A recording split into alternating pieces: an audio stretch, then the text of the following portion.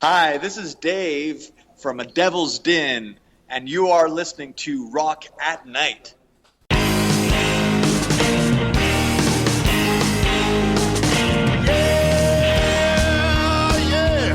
are you ready? Hey, tonight I'm gonna take you on a little trip. We're going down south by the mighty Mississippi. I'm gonna take you to a place where lights never dim. Bring your mother, your brother, and your best friend. I'm gonna show you where they dance out in the street. They'll tell you all about your body heat. Not gonna talk about it, just gonna do it. Get on down, if you feel up good. Now, get on down. When I heard Devil's Den, I thought, oh my God, I love this. This speaks to me. Right? You know, the whole psych rock thing, I just totally love. And that's why I was really excited to talk to you. Cool. Well, I'm feeling excited to talk to you. It's really nice. And the music is, it's particular. So, I mean, either people love it or they kind of just don't get it and kind of whatever. So it's nice to actually meet people that dig it and get into it. So that's kind of fun. Well, that's what I wanted to talk about is psych rock. I mean, were you raised on psych rock, or how did you get into this?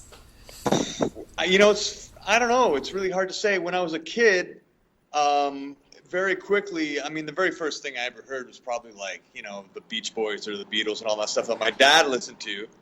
But then the transition from that into the kind of late 60s stuff seemed pretty natural. I have an older brother, and I think he was the first one that ever showed me like Hendrix and Cream and all that stuff. And from there, I don't know, I guess at 17, I dropped acid for the first time and started listening to Floyd and the Grateful Dead. Then, like a year later, I actually went to California and discovered what the Grateful Dead were like on tour, and for a few years, and caught the last gasp of the whole original Grateful Dead experience, which is still going strong, but without Jerry, not quite. True. And I always kind of got into psychedelic rock music in some form or another. My very first band, we were a bit more of a classic jam band kind of thing. That's cool, but now I like things a little heavier. I like to jam. It's fun to open it up, but I can't say I don't want to redo what the Dead or Fish or those kind of guys. I mean, there's a jam band scene in the States, obviously, and I do like to see people dance. But we are a different kind of, I guess, more the British side of the psychedelic thing. That's exactly what I'm hearing. So I am British too. I was born in England. I guess it's kind of in me. I moved when I was a kid to Canada, but I guess it never went too far away, in my heart and soul, kind of. Yeah. Yeah, I definitely pick up on the prog rock thing. I mean, here you're saying that you were into the whole Grateful Dead jam thing, but I'm not hearing that with the music. I'm hearing more and you know what I'm hearing is ELO. Did you like ELO? I do, actually. And then that was my dad who he came back from London from some business trip in the 80s, and he had a new world record by ELO. And he said, well, these guys, because they weren't really well known in Canada or North America at that point. And he said, well, check this out. And it's like, wow, this is great. And in a way, like Jeff Lynne kind of picked up the mantle where the Beatles left off. Exactly. And I love that. I totally love that stuff. And I don't know if I can ever achieve his level of production, but I do dig that a lot. And I do, before I ever did drugs, I got into prog rock, which is weird. I was all over the map from a very early age. I mean, I was into ELP and then like the Sex Pistols. So it was like, music is music, but I did appreciate the sophistication and the artistry of the prog guys, but at the same time, I really got into the emotive qualities of punk rock too, there's always a little bit. I like to keep things just a little bit raw, and not completely intellectual, because for me that's where prog kind of lost the plot a little bit when it got too highbrow, that it became almost a caricature of that kind of thing. So I never want to go there, but I think we can, like, as modern artists, we can look back and sort of pick and choose from the stuff that worked and kind of realize what didn't work and sort of draw the line, and try not to ever get too pretentious about it, because otherwise it's silly. It stops being real if it's too sophisticated. And also, as musicians, we're all kind of self-taught. We didn't go down the classical road so that we actually could do ridiculously complex stuff. So I'm grateful for that in a way too, because it does kind of create its own limitation, which is nice in a way. Trying to push the boundaries of what we can do. But we're certainly not. I'm a keyboardist, and in town here in Montreal, people look up to me as a great keyboardist, but I don't think I'm, Keith Emerson's toenail. Yeah. So, and like I said, I'm okay with that. I'm fine, because I mean, art and great music doesn't have to be all about sophistication or virtuosity. So. Well, or highbrow. Does it all have to be highbrow? Right. Like you said, the ultra uber intellectualism is kind of associated, you're right, with the prog rock deal. And the thing is about psychedelic rock, originally in the 60s, to me, it had the drug influence and the whole spirituality influence. But today, in the millennium, I don't see that connection. Do you? Well, it depends on where you look, because there is definitely a resurgence in psychedelic culture or subculture, not nearly in the same overt way as, the Ken Kesey or Timothy Leary stuff. But, there are kids out there dropping acid and doing things, but the music is a lot more diverse. I think where the sort of psychedelic culture really emigrated was in psytrance and the kind of electronic thing, but it's creeping back. I mean, you look at what's happening in Austin, right, with the Psych Fest there, big, and there's Psych Fests all over the world, and in England there's at least 3 or 4. I mean, in Europe, Denmark. I mean, a few years ago I was involved with a Montreal Psych Fest, which took so much out of me, I kind of quit after 1 year, because it stopped becoming an artist, a musician. When you become a promoter, at a point it was just way too much work to continue that. But there is a kind of a Psych Fest thing happening in Montreal too. So it is interesting, although I will say a lot of the new psychedelic rock music seems to stem more from the garage. Yes. Stuff, I agree. It's almost closer to punk than it is to the psych. I mean, it's that kind of that style of psych rock, which was definitely big in the 60s, but it never got too huge, and I guess it was all wound up on like the one-hit wonders and the Nuggets and stuff, which is great, but it was a different thing, and we appreciate it, but I guess we're just trying to do something else, kind of dancing in between the psych and adding a little bit of progginess where it suits us, to try and come up with something a little different. And I don't know, it's I don't really think about it in terms of like whether people want to hear it or not. I just, we just kind of do our thing, Well, a couple weeks ago, Claypool Lennon Delirium was just here in Tampa Bay. Can you hear me? Yeah, sorry. Okay, there was like a weird beep. Anyway, sorry. Claypool Lennon Delirium, Sean Lennon, was just here, and it was jam-packed. I didn't get to go. I had some other stuff going on, but I really think there's an interest in that whole 60s sound, just like Ghost of the Saber-Toothed Tiger, Sean Lennon's other band. And I kind of hear that a lot around the world, and when I heard your music, I thought, I'm so happy that this trend is back. Because I've let's put it this way, my parents were hippies. You know, I mean, my dad used to listen to Frank Zappa. I mean, I grew up, you know, like at the breakfast table listening to prog rock and all this. So that's why this is familiar. This is comfortable for me to hear this kind of music. Nice. Yeah, yeah. I think we're in a, as a band, we were actually in a cool time because we didn't really know. I mean, when I started this band a few years ago, it wasn't really aware of the other stuff going on. But then you hear like Tame Impala, you know those guys? No, I'm not familiar. They're from Australia. Check those guys out. They're probably the biggest psychedelic band in the world. And they just played, I think, last night or 2 nights ago in Montreal at the Bell Center, like the huge hockey, the biggest, you know, venue. It's a hockey, but it's like the biggest place in the city to play. And there's this psychedelic band selling out, which wow.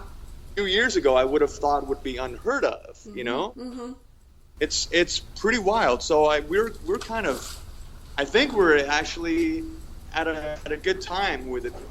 10 years ago, we might have been completely ignored, you know, because it comes and goes.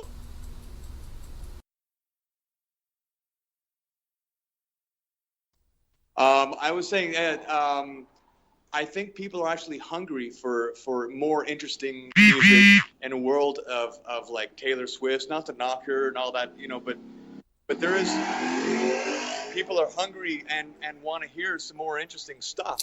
And it's a good time to do that. And I certainly don't mind, you know, having that freedom, because it's nice to actually have an audience, you know, and you know, we don't really think about it. I'm not really thinking about writing songs that people want to hear, really. It's just the stuff here, and it's nice where actually other people kind of want to hear it too. So it's, you know. I had a question about the voice or the singing, because you do the singing, correct?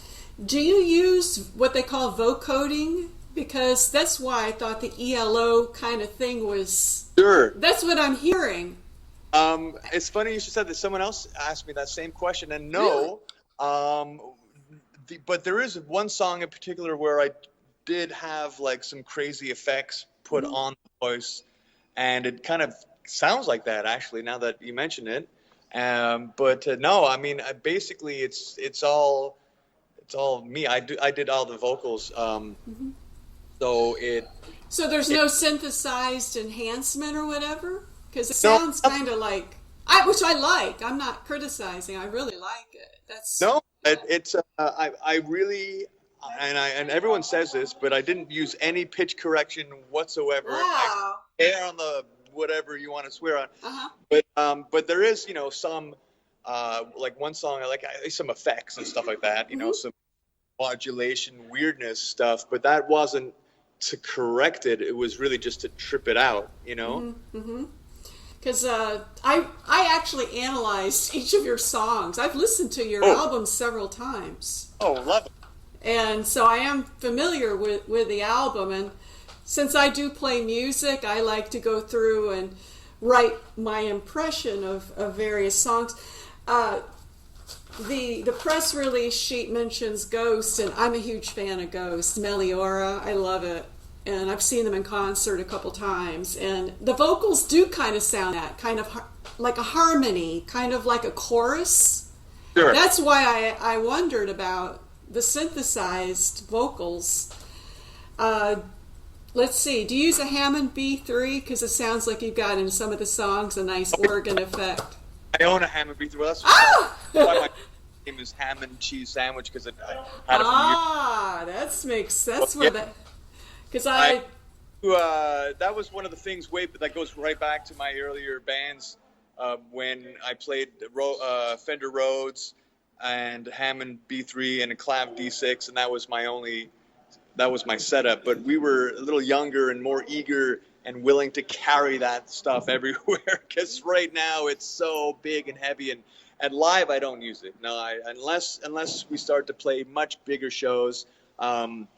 And the technology now is really so much better. I have a Nord Electro, like really high-end keyboards, and they do such a wonderful job, and I can carry it under one arm. as opposed to The me. Leslie and the organ and the whole deal. Yeah.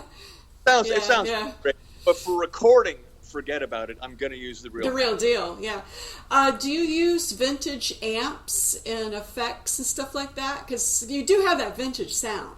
Absolutely. Definitely do enjoy sounding old. I mean, some people might criticize us for sounding kind of retro I or like that. but I like that too. I do And too. that's what we want. And no, for sure, it's all tube amps. The minimest amount of anything digital, real, true bypass, hand wired pedals and things. And a couple of pedals, actually, the recording engineer that was working with me, he actually built himself. So that's kind of neat because there's some unique qualities to that, and nice old, fuzz face style pedal. Mm-hmm.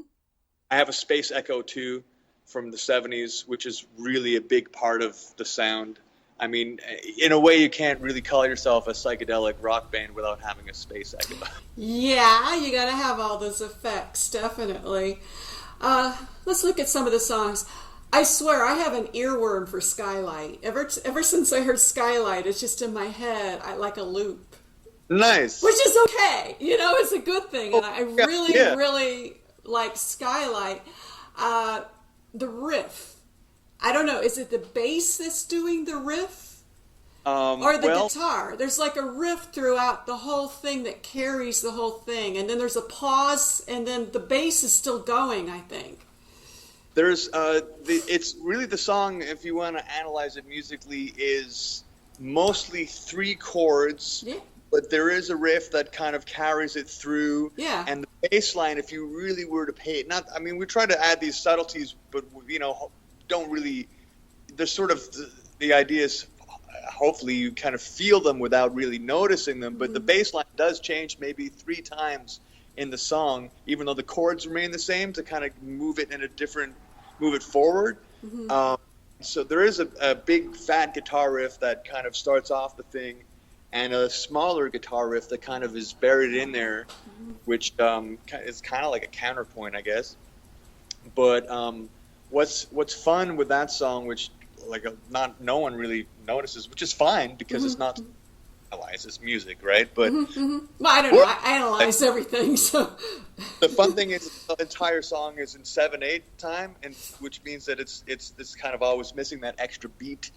And because that's where the prog side of me, I love like writing songs in 7. It's kind of it's like jazzy, kind of like yeah. Jazz, and it skips in a different way, and it's without knowing it, it's a little different. It's kind of a little off the beaten path, but not so ridiculous that it's kind of annoying. But it's, in a subtle way, it creates something a little fresh to people's ears, I think. Well, I love the vocals. It's almost like a floating kind of ethereal kind of. I can't explain it. It's perfect as far as psychedelic goes. Because that's what you want, kind of a trance-like, kind of like, I can't put it into words, but I really liked it a lot. It definitely has that 60s feel. Let's see, some of my other notes. Nature of the Beast is pretty hard rock power chords right there. Sure. That's very prog rock, very fast. There's a little bit of we have like 1 foot or maybe a half a foot in the world of Black Sabbath, I guess, and it's hard. It's driving, yeah. A little heavier. I mean, that's where definitely the average deadhead might be kind of scared by us because we're a little bit heavier. But in this world right now, we can't go back to the flower power era completely because we know too much, The cat is out of the bag. Politically speaking, ever since Richard Nixon, you can't go back in time to an era where everything is completely blissful because there's too many weird, heavy things going on. And so there's the dark side. Yeah. Try to respect that without dwelling in it, without like kind of basking in darkness. Even with a name like We Are, people kind of might think we are a little darker or heavier than we actually are. But there is a side of us that is a little bit, especially live, it hits a little harder, and I think as a result of it, it makes it a bit more contemporary or relevant. So, and it balances out the whole thing, you know. But we do want to bring hope, and this album, and especially, is supposed to. Well, you know, I really wanted to give people a sense of like, even though there is this darkness, we can kind of move past it or learn from it. And to me, on a, you know, spiritual level, to deal with darkness, you can't turn away from it. You have to almost embrace it, you know. You have to sort of make it your friend so that it no longer can control you. You know, it's part of the kind of healing process of the world where I think we all need to go, you know, without sounding like a hippie. Hey, there's nothing wrong with being a hippie. My parents were, so. Phase Ulysses, there's that carousel. It's like a driving round and round, and you're singing the lyrics, round and round, lose control. And I remember, was it Led Zeppelin had Carousel Ambra, which is like the same kind of, you know what I mean? Like driving. Supposed to be a little swirling. Yeah. Yeah. Sure. That song is really about sort of finding your footing in the kind of madness of the world, and again, kind of embracing and not fighting it. It's kind of like, you know, when they say if you're swimming and there's this like undertow and it's sucking you down, you don't like swim against it, you swim with it, you let yourself go, and then you'll pop back up. And that's the sort of thing, you know, go with the flow. Exactly. I mean, in a nutshell, that's exactly right, you know. So that song is kind of like that. It's kind of like being lost, but then finding yourself within that whole thing, you know. It's like wherever you go, there you are, you know. Do you use a slide guitar on that? I put a little note here. There is a little slide. Like a part of the riff. I just heard I thought it was a slide. There's that and Skylight. There's a little bit of slide in there. Yeah. Good. I picked that up. You've definitely been listening. That's great. No, I listen with the headphones, and I listen in the car, and I analyze. I'm not like your typical person, probably, you know, that interviews. I really want to know how you did the music and the story behind it. Sure. Well, that's great. That's great. It's nice to have people to know people that care that. Yeah, and I do. Let's see. I don't know. Very linen-ish. Very dreamy linen-ish. And I noticed it sounds like you've got dual guitars going on. Are you doing the dual lead? That's something that we can't pull off live with a double guitar solo, but you know, it's okay. In the studio, studio record isn't always supposed to be exactly what happens live. But yeah, I thought it was really a nice place to add a twin lead thing in the first guitar break. There's a lot of instrumental stuff with that, but it I don't know, it happened. Not always so premeditated when it comes to making records, and it just seemed like an inspired moment to add the harmony. Like live, I noticed that the harmonies, there's like a chorus. You use like a that's why I thought you used a synthesizer. Like there's like a harmony chorus type of sound. In that song, there's no keyboards whatsoever, actually. But there's on the vocals. On the vocal, no, that's also just all me and I guess some verb and cool.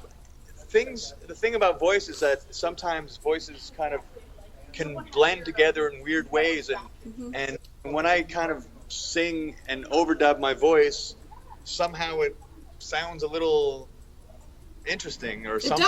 It does. Ice Pie, to me, it sounded a lot like Yes, and the bass is very Chris Squire-ish. Well, you know what? My bass would just blush from ear to ear if I told him that. And Thomas? That's his name, Thomas, right? That is quite a compliment. I love Chris Squire. He plays a Rickenbacker bass like Chris Squire, and he was essentially the reason why he plays a Rick bass is because of Chris Squire. So he really looks up to him, and we were all very, very deeply saddened when last year. Yeah, it was bad. It was. I mean, I didn't even see that one coming. Well, I don't want to get into it. It's just everyone. I know what you mean. It's yeah. But it's nice to know that he can live on in other musicians, you know, and through that inspiration, and I'm super stoked to be playing with a guy that has that as an influence. That's so much fun because Yes was right up there. I think ELP was my favorite band as a keyboardist, but as an overall songwriting thing, I think Yes would be the one. I mean, they're the way they combine different styles of music and the harmonies and the great riffs. Just such a great band, you know? And I noticed at the end of Ice Pie, you definitely went into it melts into the keyboard. It just kind of moves like Yes does, how it goes into a whole different song almost. And it's just moving to a different direction. And I like that. Nice. Yeah, well, I think that's our proggiest. Well, it's hard to say which our proggiest song is, to be honest. But I labeled it as a prog song. Nice. Yeah. Nice. I have down Prequel is very Pink Floydish. A lot of synth in there. And what's his Bow to the Absurd? Very Sergeant Pepperish. Oh, wow. And then it's kind of like a grunge alternative song, very like Alice in Chains-ish. Well, it is. Vocals. The 90s was a big influence for me, as it was for everyone else, and I love Alice in Chains. I mean, for sure. Yeah. And again, like kind of like, you know, we don't want to be representing a specific era of anything, you know, and a song like Bow is weird. It's kind of a weird little song because it has a few different twists and turns. And like the beginning part is kind of creepy and stuff, and then it hits in the pre-chorus. I think that's where you would hear the Alice part the most is the pre-chorus with big chords there, and then the riff over the chorus is, I don't even know where that comes from. But then we threw in this weird little proggy thing in the middle of it, which kind of takes it to a whole other place. Yeah, the guitars become very proggish, you know, prog rockish, and then the synth comes in. It's almost like different movements. Like it's, you know what I mean? Like different movements within the song. That's cool. I mean, I know it's so hard to think about it in the sense of like it's a lot of movement. Yeah. It's all very kind of unconscious, and it just kind of wants to go places. And for me, man, I mean, it's like I kind of get bored easily. I'm a very easily distracted in a way, so I'm always trying to write music that keeps my focus. Mm-hmm. And I guess that's kind of what happens. It's within a small little song, there could be the little parts that kind of go to different places, Mm-hmm. and it's nice that other people can actually dig that too. Well, you know, everybody's going to have their own interpretation. Sure. I mean, whatever my worldview is, you know, since I was raised a certain way, I pick up on this. I mean, I was raised on, you know, like I said, my dad listened to Zappa and, you know, whatever. I mean, well, once you've been exposed to that, I'm from Detroit originally. okay. So, you know, my family was kind of Motown-ish, kind of, well, rock, blues, whatever. Now let's talk about the band itself. It says in the press release that you've been around since 2008, and this is your second album. Have you had different lineups during that whole time period? Oh, sorry, I missed the last part. What was that? Oh, have you had different lineups? Yes, the very first record. Well, in a nutshell, this band is the first band and only band that I've ever put together entirely by myself. I had a band earlier that I was describing, the jam band. That was a partnership, and we actually had a good 7-year run. But then internal conflicts ensued, and the thing died. Yeah. Just like a million other bands out Oh, there. it's hard. Yeah. Oh, it happens. I mean, for every success, there's 10,000 failures at least, you know? And so I basically was a freelance musician for many years, and I still am. I still play with other cats whenever they want, and that's kind of my day job in many ways, is play music. So I put this band together just because I was sitting on a pile of music that I wasn't playing, and the first album came about with like years of songs that I just felt the need and compelled to record, and we played for a while with that lineup, but then little by little they left, and those guys were almost like friends that were helping me out. They weren't really, they didn't kind of get it per se. They were almost like doing me a favor, and fine, it got the whole ball rolling. But the guys right now, Tom and Dom, are, I mean, I used to call it my band, but now it's definitely our band, you know?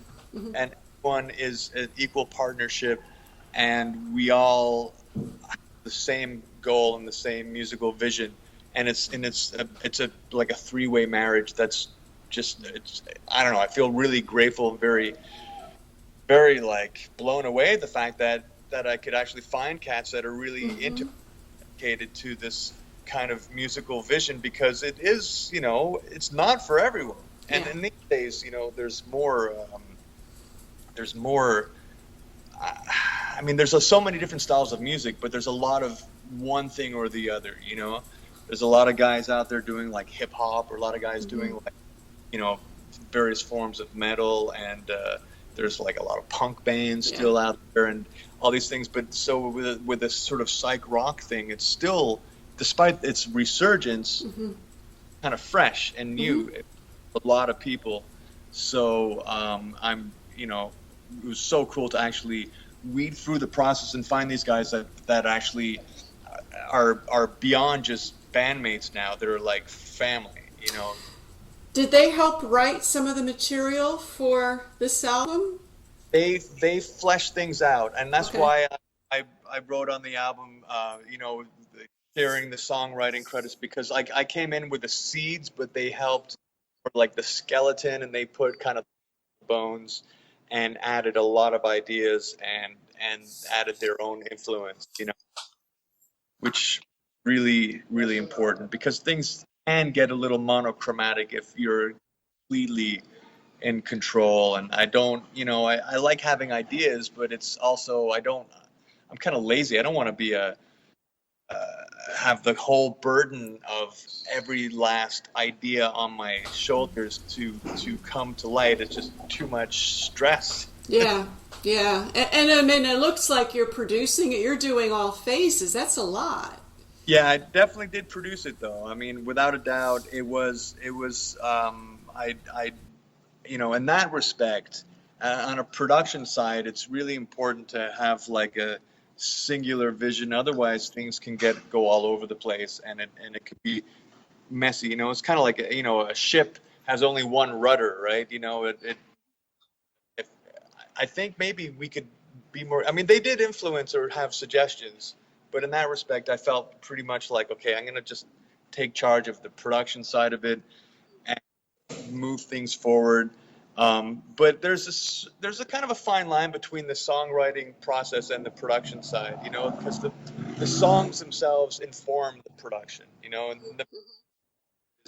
is kind of detail work and a lot of icing on the cake in many ways. But once we worked through all the song ideas, the production was not that hard. It's just a question of extra colors and textures and maybe a few other things, like maybe we should cut that chorus out or double it up here, arrangement issues, but we sorted all that stuff out.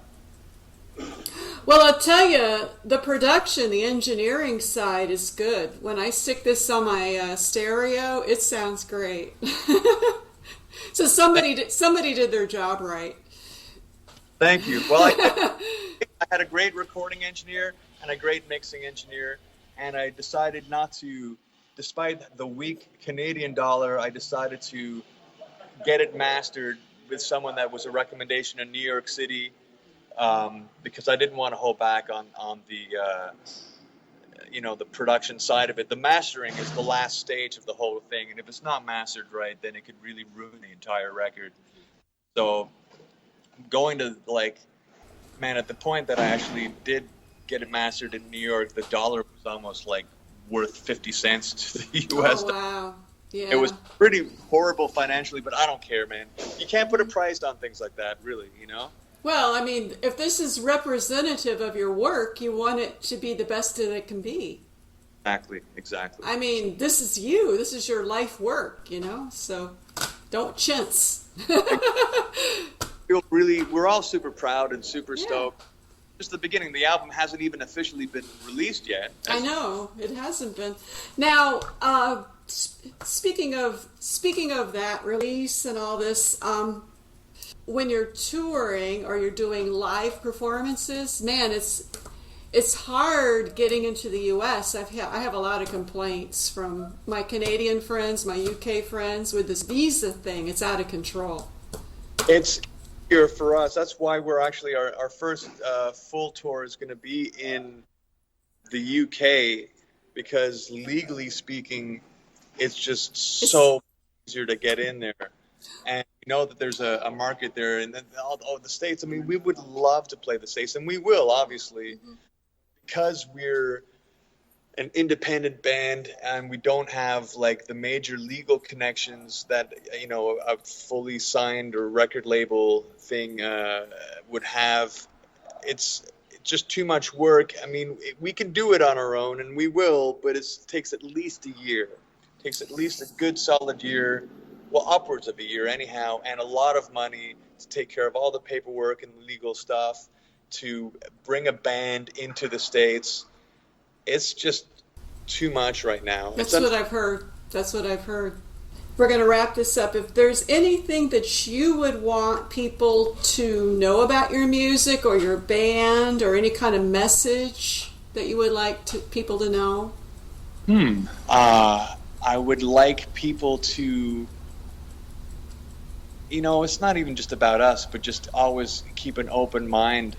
And especially with a name like A Devil's Den, we haven't made it super easy for us to have the random stranger come across us and get us and sort of check us out because they might be put off. But the whole thing is there's other levels, and I think it's good just to remember it's good to be challenged, and it's good to realize that there's a whole lot of wonderful experience to be found outside of the box, and that's where we are, and we want people to join us outside of the box.